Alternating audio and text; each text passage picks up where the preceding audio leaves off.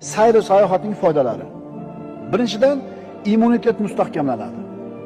Havo almashadi-da, havo almashadi. Ikkinchidan, sayohat insondagi stressni yechadi. Stress nima?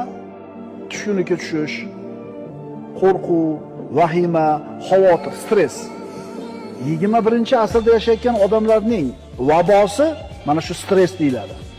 Asablarni tarayiniga. O'zingni bolangni g'alvasini ko'tara olmaydigan bo'lib qolgansan. O'zingni bolangni g'alvasini, u boshqasini qo'y. Uchinchidan, miyani kuchayishiga sabab bo'ladi.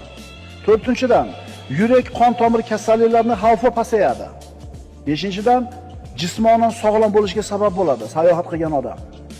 Oltinchidan, fikrlash doirasi kengayadi. Yana sayohat qilgan odamda o'ziga bo'lgan ishonchi ortadi. Sayohat qilish kerak yoshlar.